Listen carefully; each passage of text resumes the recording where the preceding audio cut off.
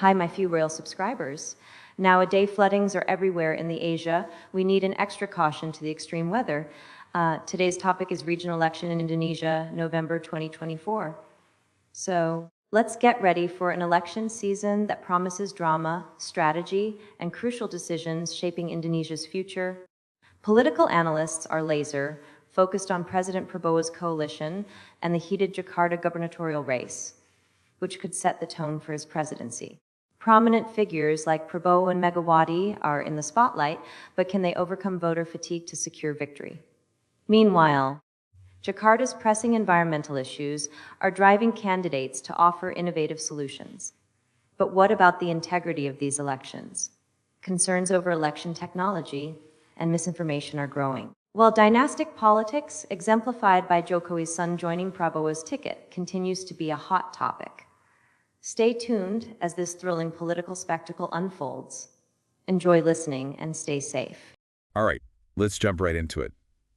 We're diving deep into Indonesia's regional elections from this past November.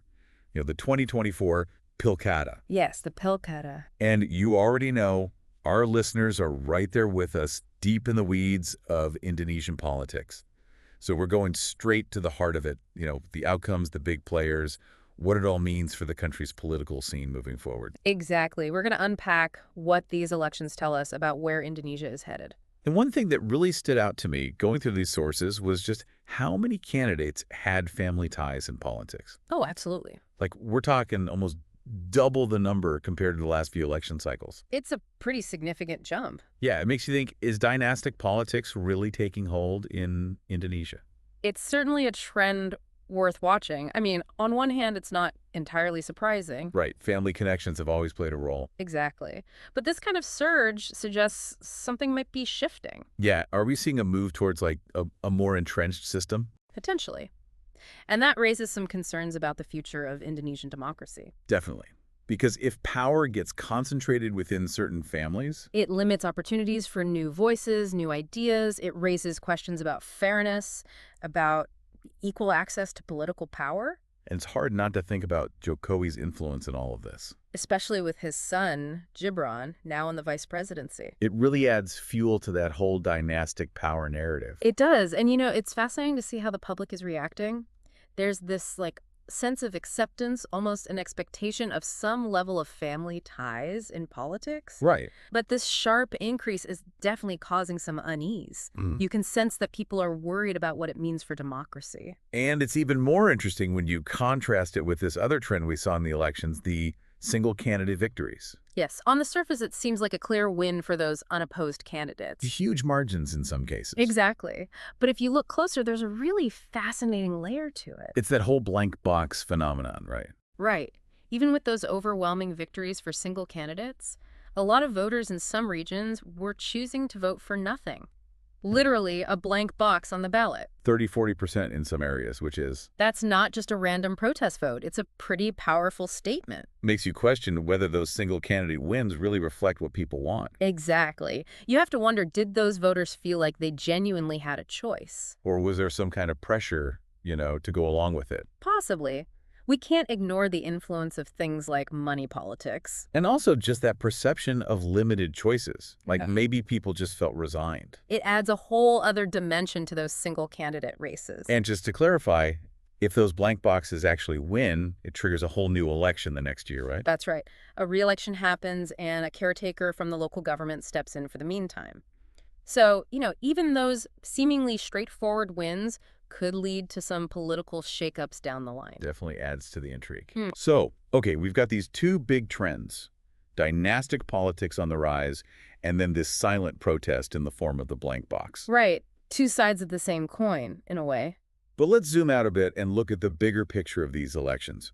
Were they even conducted on a level playing field? That's a good question. And I'd have to say, not necessarily. Remember, The 2024 PILKADA happened in the same year as the presidential and legislative elections. So everything was really compressed. Yeah, imagine trying to cram for 3 huge exams all at the same time. Something's got to give. Exactly. And that had some serious implications for the regional elections. I mean, think about the political parties. They were probably still sorting things out after the national elections. Right. And that likely affected their ability to put forward their strongest candidates at the regional level. They just didn't have the time or resources to focus on everything at once. And what about the voters? Voter fatigue is a real thing. After that huge presidential election, it's understandable if people weren't quite as fired up about the regional races. Yeah, especially when you have all those elections happening back to back. It's a lot to keep up with. So maybe not the ideal environment for these regional elections to play out. No, exactly. But even with all that going on, there was one race that really grabbed everyone's attention. Oh, absolutely. The Jakarta gubernatorial election. High stakes, tons of drama. It was a political showdown. You could feel the intensity. And Jakarta is always a big one, right? I mean, it's the capital, it's the heart of Indonesian politics. Everyone's watching what happens there. Absolutely. And this time around, we had some serious contenders. We did. So in the end, it was Pramono Anung and Rano Karno, backed by PDIP, who took the win. But what's really interesting is that they got an endorsement from Anies Baswedan. And that was a bit of a head-scratcher, to be honest. It was. Because historically, Anies and PDIP haven't exactly been on the same side. You know, you've got Anies, who's often associated with a more, I don't know, conservative, Islamist-leaning faction. Right. And then you have PDIP, which is rooted in that nationalist, secularist ideology. It seemed like an odd pairing. It did, and it really gets to the heart of this trend we're seeing in Indonesian politics, this move towards pragmatism. Where it's more about strategy than ideology. Exactly. So for Anies, endorsing the PDIP candidates, it was a way to broaden his appeal, maybe even gain some influence within a powerful party. Smart move, politically speaking. Very strategic. But then you have to ask, why would PDIP even want Anies' support? Yeah, I mean, he's traditionally been a rival. Right, and this is where things get really fascinating, because some analysts think that PDIP, under Megawati, might be trying to create a counterweight to the Prabowo Jokowi faction. Trying to balance out the power dynamics. Exactly. And an alliance with Anies could help them do that. So it's all about positioning.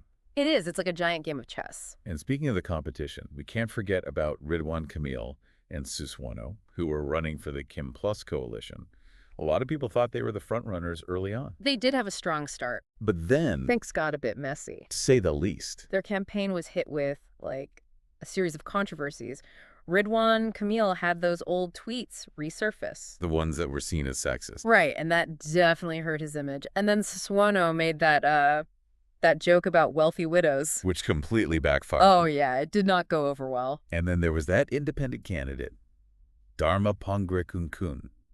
Remember him? Oh, how could we forget? He's the one who wanted to get rid of red lights. Which, to be fair, his original statement was taken out of context. He wasn't talking about getting rid of all red lights. No, he later clarified that. But still, it shows how one little misstep can really derail a campaign. Especially in the age of social media where everything spreads so quickly. And, you know, Jakarta is unique in that it's the only province where a second round of voting can happen. If Yeah. no one gets more than 50% of the votes, they have to do a runoff election. Right, which adds another layer of complexity to everything. Definitely keep things interesting. So, okay, Jakarta was a wild ride, It was. but now let's zoom out again and talk about the national picture. How do you think these regional election results, especially in Jakarta, are going to affect Prabowo's administration? Well, some analysts think these results are actually good for Prabowo. In what way? Well, his coalition won a bunch of important governorships, so it looks like he's consolidating power at the regional level. Okay, I can see that. But on the other hand, we have the whole situation with Thomas Lembong, Right, the former trade minister. who worked under Jokowi, then became a big critic of the government and even joined Anies' campaign. And now He's been arrested. charged with an offense from like a decade ago.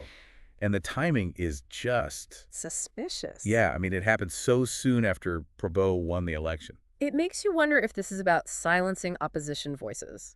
Especially since Jokowi himself was criticized for, you know, cracking down on dissent during his time in office. It's a pattern that's hard to ignore. So we've got Prabowo potentially gaining more power on one side and potentially limiting dissent on the other. It's a delicate balance, for sure. And it has huge implications for Indonesian democracy. Absolutely. And all of this is happening against this backdrop of shifting alliances and, like we talked about earlier, this growing emphasis on pragmatism over ideology. Where political parties are basically playing the same game, just wearing different uniforms. Exactly. And it makes you wonder, what does it mean for the voters? If the parties are all about power and strategy, how can people even tell what they stand for? How can they make informed choices? Right. This blurring of ideological lines can create a lot of confusion, even disillusionment. It's like, what are we even voting for anymore? And it raises these fundamental questions about the political process itself. Is it truly representative of what people want, or is it more about backroom deals and power grabs? There's a pretty cynical view, but it's a valid concern, and this pragmatism seems to be everywhere in Indonesian politics. It's influencing who gets chosen as candidates, how coalitions are formed. like the system itself is geared toward political maneuvering. In a way, it is. And while some people argue that pragmatism is just the reality of politics, you have to think about the downsides. When power becomes the ultimate goal. What gets lost in the process? Exactly. What happens to the principles, to the needs of the people, to the long-term well-being of the country? Those are the questions we need to be asking. It's a lot to unpack, that's for sure. It really is. Yeah. Dynastic politics, an undercurrent of public discontent, all these shifting alliances, and that overarching sense of pragmatism. It's like, where does Indonesian democracy go from here? It's the million-dollar question, isn't it? Especially for those of us who, follow Indonesian politics closely. These elections have really highlighted some concerning trends, things that could have long-term consequences. Like we talked about, that rise of dynastic politics, it really could concentrate power in the hands of just a few families. And that could stifle competition, shut out new voices. And we can't forget about the blank box voters. Right, that silent protest. It tells you there's a level of dissatisfaction out there, a sense that the current system maybe isn't serving everyone's interests. And then there's the Thomas Lembong case, which raises some serious questions about how dissent and opposition will be treated under the new administration. It's definitely a worrying sign. It feels like a really critical moment for Indonesia. It is. And it's not just about the political landscape as it stands today. These trends have the potential to reshape Indonesian society in some fundamental ways. I mean, will we see these hard-won democratic principles start to erode? If pragmatism takes over completely, what does that mean for the average Indonesian citizen? Right. What happens when elected officials prioritize political maneuvering over actually representing the needs of the people? It's a pretty sobering thought. It is. Yeah. And it's easy to get caught up in the excitement of elections, who's winning, who's losing, all that.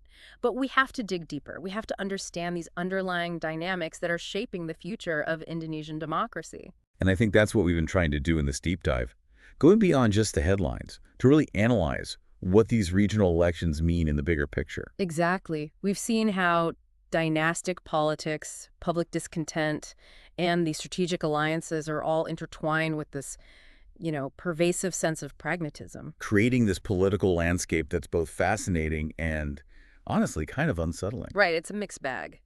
So where do we go from here? What can people do, those of us who care about the future of Indonesian democracy, what can we do? I think the most important thing is to stay informed, stay engaged, don't tune out. These elections are just one piece of a much bigger puzzle.